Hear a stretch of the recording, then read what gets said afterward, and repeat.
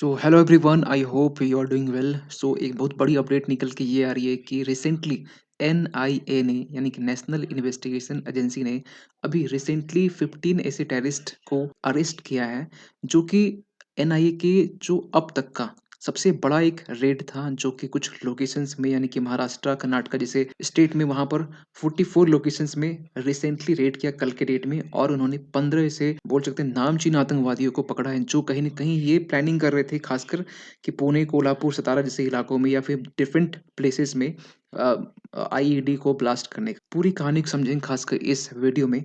हुआ क्या है, किस तरह की चीज़ों को अंजाम दिया गया। देखिए, हर एक मीडिया आर्टिकल्स में देख सकते हैं कि ये चीज़ें कहीं न कहीं पब्लिश की गई है। 15 आईएसआईएस टेररिस्ट, यहाँ पर एक नाम है आईएसआईएस जो इस्लामिक टेररिस्ट होते हैं, जिसका जन्म बोल सकते हैं 2014 के आस-पास में हुआ, जो कि अल-कायदा से अलग होके ये बेसिकली एक्टिव हुए थे और 2017 में जाके 16-17 में जाकर कहीं न कहीं इनका अंजाम बोल सकते हैं कि इनका खात्मा हुआ। लेकिन फिर भी कहीं न कहीं अपना पाँव फिर भी ये पसार रहे हैं। तो ये चीज़ें कहीं न कहीं ये चीज़ सामने दिखने लेकिन ये लोग यहाँ पे ये कहा जा रहा है कि जो महाराष्ट्र का जो विलेज है, जो फडगा विलेज की जो बात कर रहे हैं, वो कहा जा रहा है कि वो लिबरेटेड ज़ोन या फ्री ज़ोन उसे डिक्लेयर किया गया है। समझेंगे इस चीज़ को? तो सबसे पहले हम चाहते हैं कि आपको फडगा जो लोकेशन है, वो आपको देखना चाहिए ताकि आपको एक आइडिया हो सके कि कहाँ पर, किस जगह बेसिकली ये चीज़ें जो प्लानिंग है, वो हो रही थी। अगर आप मैप में देख पाएँगे तो महाराष्ट्र का एक जगह है पुणे, पुणे का ही एक डिस्ट्रिक्ट है जो कि फडगा है, ठीक है? फडगा है, अगर आप इसको थोड़ा-सा इसको यस, ये जो अगर आप देख पा रहे होंगे फडगा, ये जो फडगा है, इस प्लेस है, इस फडगा को यहाँ पर जो टेररिस्ट ग्रुप थे या जो बोल सकते हैं कि जो इनका एक मास्टरमाइंड था, आईएसआईएस के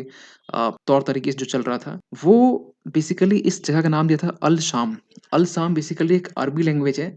अल शाम का मतलब ये हुआ कि देखिए, अल शाम जो है ना, बेसिकली ये जो नाम दिया गया ना, इसके पीछे छोटा-सा कहानी ये है कि जो सीरिया है, जो आईएसआईएस है, उनका इस सीरिया में एक जगह है अल शाम, जो कहीं न कहीं लिबरेटेड ज़ोन है, फ्री ज़ोन है, जो वो बोल सकते हैं जहाँ से आईएसआईएस अपनी ऑपरेशन को चलाते हैं। तो उस प्लेस को वो लोग नाम देते हैं अल शाम। उसी तरीके से पुणे में जहाँ से ये एक्टिविटी चल रही थी, आईएसआईएस का रिक्रूटमेंट से लेकर ऑपरेशन से लेकर आईडी तक का जो मैन्युफैक्चरिंग, हर एक चीज़ की जो ऑपरेशंस है, वो फडगी से चल रहा था। इसलिए इसका नाम अल शाम रखा गया। ठीक है। अब एक सवाल निकल के ये आता है कि ये सब चीज़ में जो पर्सन यहाँ इन्वॉल्व है, जो इसमें से 15 में से मोस्ट बोल सकते हैं कि वांटेड भी थे कुछ-कुछ ऐसे टेररिस्ट, और उन सब के पीछे ना 2 ऐसे बोल सकते हैं कांस्टेबल का हाथ है, जिनका नाम प्रदीप चौहान, ये आप देख सकते हैं। जो लेफ्ट में है जो प्रदीप चौहान और राइट में जो वो अमोल नाजन है। ये आईएसआईएस का जो मॉड्यूल था, जो बेसिकली जिसके तर्ज पर काम कर रहे थे आतंकवादी, इनकी उनको क्रैक करने के पीछे मेन जो हाथ है इनका है। ये पब्लिकली इनकी इमेज अवेलेबल है। हमें ये लगता है, पर्सनल मेरा ओपिनियन ये है कि ऐसे जो सिचुएशंस में ऐसे जो इमेजेस हैं, जो इमेजेस कहीं न कहीं जिसके जो बोल सकते हैं कि जो क्रैक डाउन करने में जो हेल्प की, इमेज को पब्लिकली नहीं करना चाहिए। आगे बात ही बात है। तो ये सब चीज़ें जो हुई ना, इसमें हुआ क्या है कि रेड के दौरान में यहाँ पर जो पाया गया बेसिकली सीज के दौरान में, जो अनअकाउंटेड कैश था, यानी कि कुछ कैश, और उसमें से भी कितना 68 लाख, 68 लाख जो कैश होना, ये एक बहुत बड़ी बात है, क्योंकि बेसिकली इतना बड़ा रकम होता नहीं है, एक्सेप्ट कि कांग्रेस के कुछ एमपीज़ को छोड़ के, जिनके पास में 300 करोड़ मिले। Firearms, sharp edge weapons मिले हैं, इंक्रिमिनेटिंग विद डॉक्यूमेंट्स मिले, स्मार्टफ़ोन्स, अदर डिजिटल डिवाइसेस मिले हैं। यहाँ पे इसके अलावा जो है आईईडी, इम्प्रोवाइज्ड एक्सप्लोजिव डिवाइसेस भी यहाँ पर मिले हैं। और आईईडी को लेकर ना आपसे बताना चाहते हैं, ये जो मतलब डिवाइस ऐसा है कि बेसिकली होता क्या है ना, कि इसको बनाने के लिए जो एक एलिमेंट्स चाहिए, जो एक माइंड चाहिए, वो दिमाग जो है ना एक टेररिस्ट के पास में होता है, और एक पढ़ा लिखा टेररिस्ट।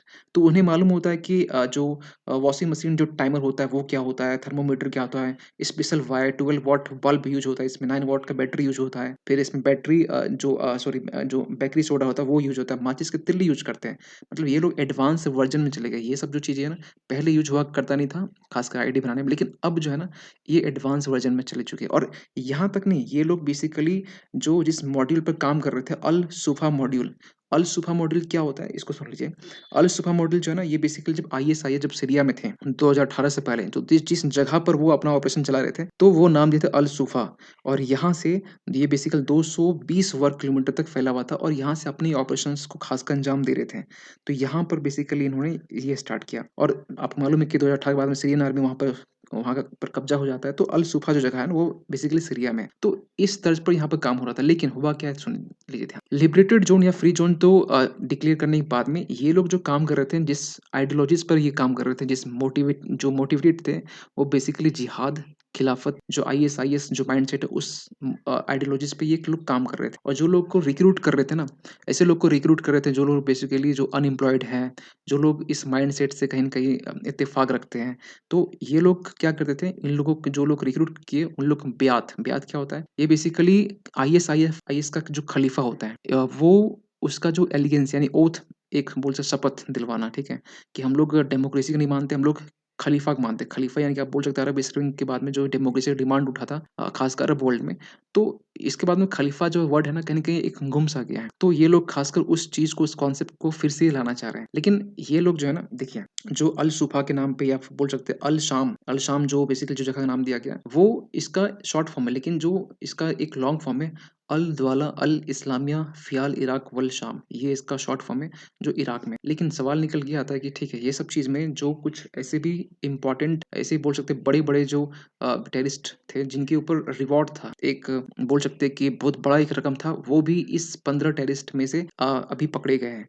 जिनकी तलाश बोल सकते हैं बहुत पहले से मतलब पुलिस या पुलिस एनआईए कर रही थी। लेकिन यहाँ पर ना एक चीज़ ध्यान देने वाली बात है, यहाँ पर ऐसा नहीं कि ये पहली बार हो रहा है, पहली बार रेड हुआ, इसके पहले भी रेड हो चुके हैं। आपको मालूम होना चाहिए कि इसी साल के 6 अगर आपको डेट बता दें 6 नवंबर के आस-पास का डेट है 2023 की, जब यहाँ पर जो एनआईए फिर से अरेस्ट की थी 8 ऐसे सस्पेक्ट को जो कि आईएसआईएस मॉड्यूल केस में काम कर रहे थे। और ये जो है ना बेसिकली इसमें बताया जाता है इसमें ऐसे लोग इन्वॉल्व हैं जो कहीं-कहीं हाइली एजुकेटेड हैं, जो लोग कहीं न कहीं कंपनीज़ में काम कर रहे हैं, ऐसे लोग इसमें इन्वॉल्व हैं। और वो लोग बेसिकली रिक्रूटेड का काम देख रहे हैं या फिर जो आईआईटी बनाने का काम देख रहे हैं। तो ये बेसिकली इनका काम है। लेकिन एक इवेंट आपको बताना चाहते हैं, ये इवेंट बेसिकली आज का नहीं, ये 2010 का है। 2010 में आपको मालूम होना चाहिए लश्कर-ए-तैयबा का 6 ऐसे आतंकवादी जो कि पुणे में ही, पुणे इसलिए चर्चे में रहता है कि वहाँ पे कोंढवा एक जगह है, ठीक है? कोंढवा वो जगह वहाँ से अरेस्ट किए थे 6 आतंकवादी जो ये प्लानिंग कर रहे थे कि आईआईएससी यानी कि जो इंडियन इंस्टीट्यूट ऑफ जो साइंस है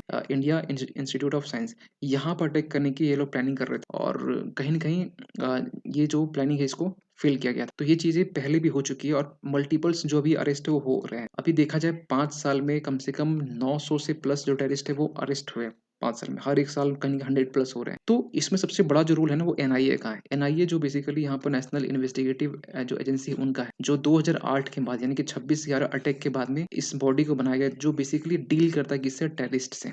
इसके पहले ये बॉडी नहीं थी, तो एनएसजी ये सँभाल रही थी, तो एनएसजी के बाद 2008 के बाद से बॉडी बनाई गई और ये स्पेशली जो टेररिस्ट हैं, वैसे ऐसा नहीं कहीं अटैक हुआ उसके पहले प्री अटैक से पहले जहाँ कुछ अंजाम देने की बात की जा रही है, कुछ प्लानिंग चल रही है, तो उससे पहले प्लानिंग को कहीं न कहीं ये मतलब ये असफल करते हैं। तो ये चीज़ सोच के इसको इसको बनाया गया और ये बनाने के बाद ना आप देख सकते हैं कि एक्सेप्ट जम्मू एंड कश्मीर को छोड़कर ऑल ओवर इंडिया में कहीं न कहीं जो टेररिस्ट एक्टिविटीज़ हैं, आप आए दिन सुनते होंगे कि एनआईए ने खासकर यहाँ पर जो प्लानिंग है उसको फ़ेल किया है।